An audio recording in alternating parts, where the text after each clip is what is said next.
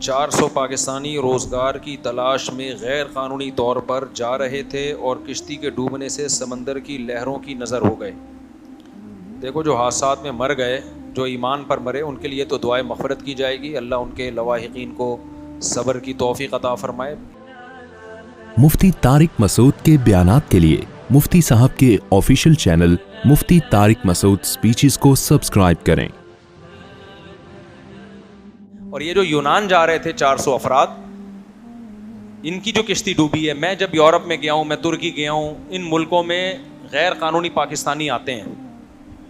یہ واقعہ اگر اچانک پہلی دفعہ ہو گیا ہوتا تو ہم کہتے یار ان کی غلطی نہیں ہے, لیکن جو بھی جاتا ہے نا غیر, جس کو ڈنکی کی لگا کے جانا کہتے ہیں, یہ لوگ جاتے ہیں ایران کے راستے. میں ترکی میں ملا ہوں پاکستانیوں سے, وہ ہر شخص کے پاس کچھ نہ کچھ کہانی ہوتی ہے. وہ کہتے ہیں ہم اس طریقے سے آئے, بیچ میں 4 آدمی مر گئے, لاشیں اٹھانے والا کوئی نہیں, کیونکہ غیر قانونی ہے, کوئی ڈاکومنٹیشن نہیں ہے. ایجنٹ لوگ کیا کرتے ہیں, ریگستانوں میں لاشیں پھینک کے آگے چلے جاتے ہیں. کوئی رونے والا نہیں ہوتا, گھر میں اطلاع نہیں دی جاتی ان کی, کوئی یہ نہیں کہ موبائل سے تصویر بنا کے بھیج دیں ان کی, گھر والوں کو پتہ نہیں ہوتا بندہ بچا ہے کہ نہیں بچا. اتنے خطرناک طریقے سے یہ سرحد پار کرتے ہیں اللیگل. تو یہ کام یا تو ہوتا نا ہمیشہ سے ہو رہا ہوتا, اتفاق سے یہ واقعہ ایک نیا ہو گیا ہوتا, ہم کہتے ہیں یار یہ بیچاروں کی غلطی نہیں ہے. لیکن یہ تو جو بھی جاتا ہے آپ اس سے کہانی تو پوچھیں. ڈگیوں میں ڈال کے چلے, کنٹینروں میں بند کر دیتے ہیں, سانس گھٹ رہا ہوتا ہے, کتنے لوگ آکسیجن کی کمی سے کنٹینر میں مر جاتے ہیں. ایجنٹ پہلے سے کہہ دیتا میں کوئی ذمہ دار نہیں ہوں, تمہاری لک ہے, پہنچ گئے تو پہنچ گئے, نہیں تو نہیں. سمجھ میں آ رہی ہے بات. ہم وہاں بھی ترکی میں بھی غیر قانونی پاکستانی تھے, ان کو ہم نے سمجھایا یار تم نے کیا حماقت کی ہے, تم جوان ہو, تمہارے 2 ہاتھ 2 پاؤں, لوگ کہتے ہیں بے روزگاری ہے. پاکستان میں مانتا ہوں بے روزگاری ہے, لیکن جس کے 2 ہاتھ اور 2 پاؤں سلامت ہے نا, وہ بھوکا نہیں مرتا. اس میں آج بھی 10 آدمیوں کو کھلانے کی طاقت ہے.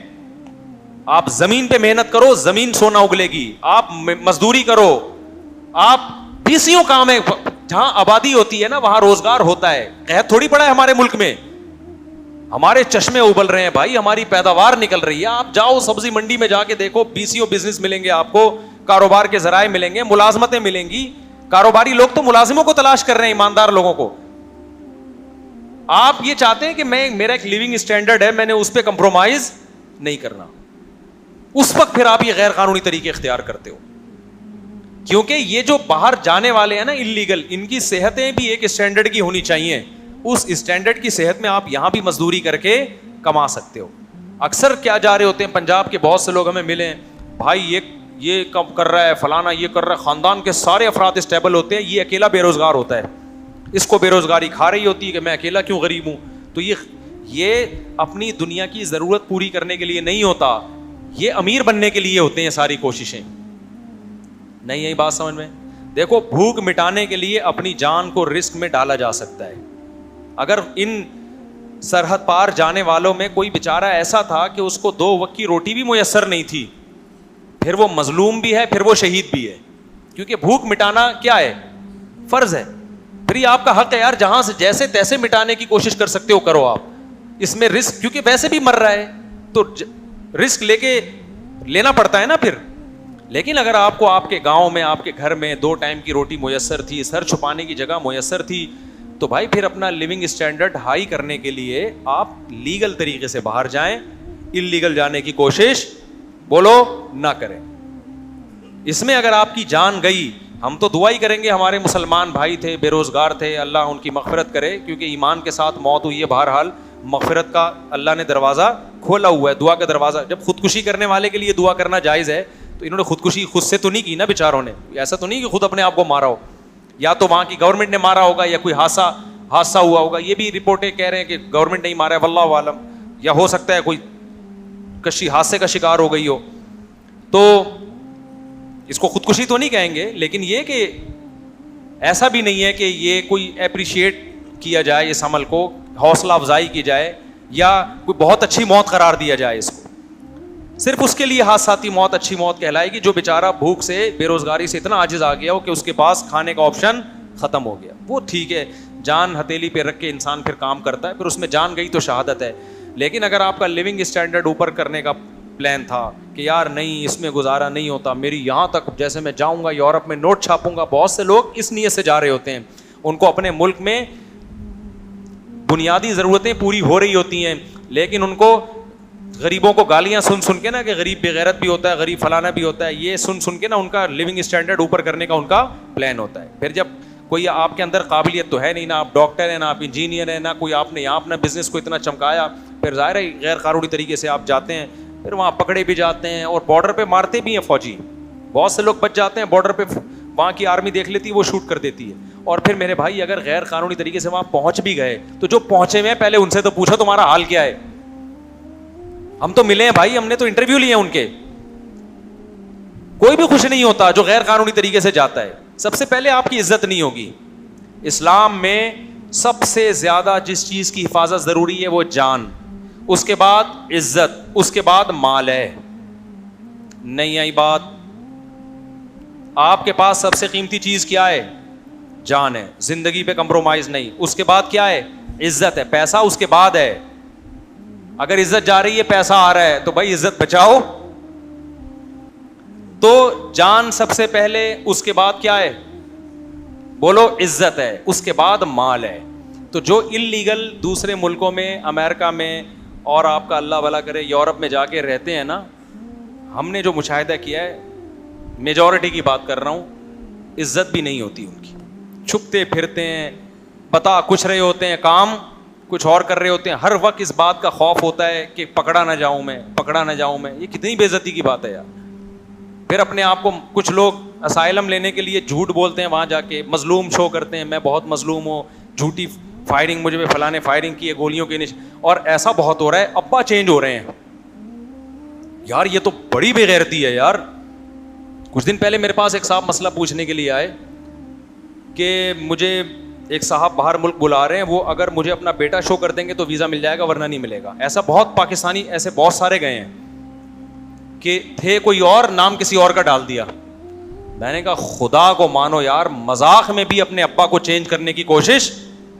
ہم لوگ انگریز تھوڑی ہیں, ہم لوگ کے ابا ہوتے ہیں بھائی, اس پہ فخر کرتے ہیں. ہمارے والد صاحب ہیں, ان سے ملیے, ابا کوئی اور ہیں اور اب نام کوئی اور ڈال دیا. اور میں نے کہا اس باپ کو بھی 100 دفعہ ڈوب کے مر جانا چاہیے جو یہ برداشت کر رہا ہے کہ میری ولدیت میں, میرے بیٹے کی ولدیت میں میرے علاوہ کسی اور کا نام. باپ مر جائے گا اپنی ولدیت چینج نہیں کرنے دے گا کبھی بھی, اگر وہ غیرت مند باپ ہوگا. پیسہ گیا ایسی کی تیسی یار, پیسے کی باپ ہی چینج کر رہے ہو آپ ڈاکومنٹ میں یار اپنے. ایسا بھی لوگ کر رہے ہوتے ہیں, مذہب چینج کر رہے ہوتے ہیں, قادیانی لکھوا دیا اپنے آپ کو, مسلک چینج کر لیتے ہیں, شیعہ لکھوا دیا. تو بھائی غیرت, عزت, مذہب یہ کیا ہے؟ سب سے پہلے ہے. ایک صاحب میرے پاس آئے, مجھے کہنے لگے کہ مجھے یورپ کا ویزا, اگر میں اپنے آپ کو گے شو کر دیتا ہوں تو ویزا مل جائے گا. میں نے کہا خدا کو مان یار. کہتے میں ہوں تو نہیں نا. اول تو وہ ایسے اتنے گھننے وہ بھی نہیں ہے کہ مان لیں, ابھی وہ کیا پروسیس کرتے ہوں گے تو اللہ ہی جانے, انہیں سے پوچھو بھائی, ہم نے زیادہ ڈیٹیل میں نہیں گئے. لیکن فرض کرو یار آپ کے کہنے پہ وہ مان بھی لیں. میں نے کہتے میں ہوں تھوڑی, مفتی صاحب بے روزگاری ہے, غربت ہے. میں نے کہا خدا کے بندے, کوئی ڈاکومنٹ میں لکھا ہوگا ہے, کتنی بڑی گالی ہے یہ, کتنی بڑی گالی ہے یہ. برداشت کر لے گا تو وہاں کی نیشنلٹی کے لیے یا وہاں جانے کے لیے؟ اتنی بھی بے روزگاری نہیں ہے میرے بھائی, اتنی بھی غربت نہیں, بھیک مانگ لے, یہ زیادہ بہتر ہے اپنے آپ کو گے شو کرنے سے. سمجھ میں آ رہی ہے بات کہ نہیں آ رہی؟ تو پیسہ کماؤ میرے بھائی, لیکن عزت کیا ہے؟ عزت پہلے. ہمارے یہاں بہت سے لوگ جو باہر جاتے, کچھ اچھے بھی گئے ہیں, ڈاکٹر گئے ہیں, بڑی اچھی پوسٹوں پر ہیں, ان کو ترقی مل رہی ہے وہاں پہ, کچھ انجینئر گئے ہیں, سائنٹسٹ گئے ہیں, ہمارا نام روشن کر رہے ہیں. ہمیں بڑا اچھا لگتا ہے, ہم بتاتے ہیں. ابھی ٹاپ 10 سائنٹسٹ تھے نا آئرلینڈ میں, میرا خیال ہے, میں نے ان کا انٹرویو لیا, اتنی بڑی داڑھی ان کی ماشاءاللہ. ان کا شمار دنیا کے 10 بڑے سائنسدانوں میں ہوتا ہے, اور وہ پاکستانی ہے, اور ماشاءاللہ پرہیزگار, نمازی. سر فخر سے بلند ہو جاتا ہے یار, کوئی جو پروڈکٹ پاکستان کی اچھی نکلی نا, ٹھیک ہے نا, ٹاپ 10 سائنٹسٹ میں ان کا شمار ہو رہا ہے. اور زیادہ تر آپ کو کیسے ملیں گے؟ یہ پاکستانی ہے, وہ ڈنکی لگا کے یہاں سے بھاگا تھا, یہ اس نے اپنے اوپر فائرنگ کروائی تھی, پٹاخے شب برات کے پھڑوائے تھے اپنے اوپر. تو یار یہ بے عزتی کی بات ہے. میں جب ہانگ کانگ گیا نا تو وہاں بھی اسائلم لے کے بہت سے لوگ گئے ہوئے ہیں, اور پھر گڑبڑ کیا کر رہے ہوتے ہیں, اسائلم لے کے انہوں نے یہ شو کیا ہوتا ہے ہم لٹے پٹے آئے ہیں یہاں پہ, تو گورنمنٹ ان کو بھیک میں زکوٰۃ دے رہی ہوتی ہے, اور سائڈ میں پھر اپنا بزنس کر رہے ہوتے ہیں, وہ اور غیر قانونی. ادھر کما بھی رہے ہیں, ادھر گورنمنٹ سے گننے بن کے پیسے بھی لے رہے. اور اس سے بڑا ظلم یہ کہ کہتے ہیں کافر حکومت ہے, یہاں سب حلال ہے. تو اور بڑا ظلم ہے. معاہدوں کی پابندی کا اللہ نے قرآن میں حکم دیا ہے, تو مسلمان معاہدوں کا زیادہ پابند ہوتا ہے. سمجھتے ہو کہ نہیں سمجھتے ہو تو بھائی ایسے غیر قانونی کام نہ کریں, بہت بری حرکت ہے. بہرحال ہمارے مسلمان بھائی ہیں, اور میں یہ بھی نہیں کہتا کہ ساری ذمہ داری ان 400 لوگوں کی ہے جو بیچارے ڈوب گئے. کچھ ذمہ داری ہماری حکومتوں کی بھی ہے. ملک کے بہرحال ایسے حالات ہیں کہ لوگ یہاں سے کیا کر رہے ہیں, بھاگ رہے ہیں, تو بالکل ان کو ذمہ دار ٹھہرانا بھی درست نہیں ہے. کچھ ہمارے جو حالات اکھاڑ پچھاڑ چل رہی ہے نا, اس نے بھی لوگوں کا دیوالیہ نکال دیا ہے. تو لوگ پھر ملک, اتنا رش ہے نا پاسپورٹ آفس میں, اور میں تو بیرون ملک میرے اسفار ہوتے ہیں, میں نے زندگی میں کبھی بیرون ملک جانے والی فلائٹوں میں اتنا رش نہیں دیکھا. اب جاؤ اتنی لمبی لمبی لائنیں لگی ہوئی ہیں, ایسا لگتا ہے پورا پاکستان کیا کر رہا ہے, ملک سے باہر بھاگ رہا ہے. تو میں یہ 19 بچوں کے ساتھ رہ جاؤں گا, مجھے ایسا لگ رہا ہے تھوڑے دنوں میں سارے بھاگ جائیں گے یار. لیکن وہ 19 رہ گئے نا انشاءاللہ, سلو ستیلے وتیلے ملا کے سارے چینل ملا کے, تو وہ سارے بھی بھاگ گئے نا. پاکستان کی آبادی انشاءاللہ کم ہونے والی نہیں. جو ہم نے یہاں جو بچ جائیں گے نا وہ ہمارا بیان سنیں گے. اب آپ بھاگ جائیں, ہماری آبادی دوبارہ انشاءاللہ. اور جوانوں کا ریشو ہوگا. دیکھو جب بچے زیادہ پیدا ہوتے ہیں, بوڑھوں کا ریشو کم, جوانوں کا ریشو زیادہ. اس کا مطلب پتہ کیا ہے, کمانے والے بڑھ گئے, کھانے والے کم, تو ملک ترقی کرے گا کہ نہیں کرے گا. اب دیکھو میں جب بوڑھا ہوں گا تو ہماری اولادیں جوان ہوں گی, تو کھلانے والے اللہ کرے 40 ہو چکے ہوں, کھلانے والے 40 اور کھانے والے 2 یا 4 یا 5, جو بھی اس وقت اللہ ہی کو پتہ ہے. تو سورس آف انکم بڑھ گئی کم. تو اسی سے خاندان بھی اسی فارمولے سے ترقی کرتا ہے, اسی سے گھر بھی ترقی کرتا ہے اسی فارمولے سے, اور اسی فارمولے سے ملک بھی اور ورلڈ دنیا بھی اسی اصول سے ترقی کرتی ہے. اکانومی کے موٹے موٹے چند بنیادی اصول ہیں, وہ چند موٹے موٹے بنیادی اصول گھر پہ بھی اپلائی ہوتے ہیں, شہروں پہ بھی, ملکوں پہ بھی. ہاں وہ اصول اس وقت فیل ہو جاتے ہیں جب آپ کے پاس وسائل ہی کم ہو جائیں. آئی بات سمجھ میں؟ جب وسائل کیا ہو جائیں, یعنی قدرتی وسائل کم ہو جائیں. اور رپورٹ یہ ہے کہ قدرتی وسائل کم ہونے کا دور دور تک بھی کوئی امکان نہیں ہے. وسائل کے بڑھنے کی اسپیڈ اتنی تیز ہے کہ آپ کی سوچ ہوگی, آپ اندازہ لگاؤ. میں ایک واقعہ سنا کے بیان ختم کرتا ہوں, بہت ہو گیا یہ, چلو ایک چھوٹا سا سنا دو واقعہ. ہمارے گارڈ نا وہاں جامع رشید میں قریب میں کمرہ ہے, وہاں رہتے ہیں, وہاں پنکھا ہی نہیں, بجلی ہی نہیں, بڑے ٹینشن میں. یہ ہمارا گارڈ کھڑا ہوا ہے, اس نے مجھے بولا استاد جی مجھے 15,000 روپے دے دو, 15,000 روپے دے دو, میں سولر پلیٹ لگاؤں گا. میں نے کہا پتہ نہیں کیا کہہ رہا ہے. ایک دن میں نے دے دی ہے, میں گیا اٹھا, پنکھا اسپیڈ سے چل رہا ہے. ابے میں نے کہا یہ تو زیادہ ہی اسپیڈ ہو گئی. ایک پلیٹ جا کے چھت پہ لگائی ہے, اور وہاں سے دیسی آدمی, کوئی سائنسدان نہیں ہے, یوں کر کے ایک تار لایا, پنکھے میں لگائی, پنکھا رکنے کا نام ہی نہیں لے رہا. آپ اب اندازہ لگاؤ یار, ایک سن لائٹ میں اللہ نے اتنی طاقت رہا. اور اس نے کہا یہ ایسے 4 پنکھے چل سکتے ہیں, 2 یا 4, اور یہ سستی والی پلیٹ لگائی ہم نے, وہ 15 بھی مجھے یاد نہیں, 9,000 لگے 8,000 لگے. میں سمجھا پا رہا ہوں اتنی انرجی آپ کو کہاں سے مل رہی ہے, سورج سے مل رہی ہے. اب وہ پیٹرول گیس کے قصے کیا ہو گئے پرانے. اتنی انرجی, اتنی بجلی جب سورج پیدا کرے گا, اور آپ کی گاڑیاں پھر اس, اچھا رات کو آپ کو چلانے کے لیے بیٹری بھی چارج کر لو آپ, وہ بیٹری کیا کرے گی, وہی بیٹری کے لیے الگ سے انرجی نہیں چاہیے, وہی کہاں سے مل رہی ہے. تو اتنے وسائل, پیٹرول گیس تو تیل بیچتے ہیں, صحیح ہے نا, کچھ بھی نہیں ہے.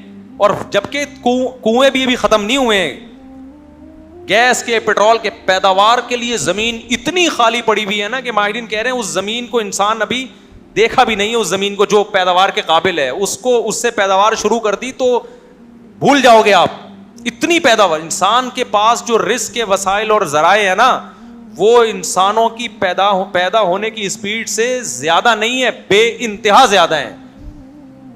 تو آبادی بڑھنے سے کوئی غربت کا دور دور کا بھی خطرہ نہیں ہے. اسپیس اتنی ہے نا, کبھی آپ جہاز میں سفر کرو, اسپیس ہی اسپیس نظر آئے گی آپ کو. آبادی والی جگہ بہت اتنی نظر آئیں گی آپ کو, باقی ساری کیا ہے, برساتی مینڈکوں کی طرح بھی بچے پیدا کرو تو یہ اسپیس فل ہونے والی نہیں ہے. تو بکواس ہے فیملی پلاننگ والوں کا, یہ جو نظریہ ہے نا ٹوٹلی A to Z کیا ہے, A to Z غلط ہے.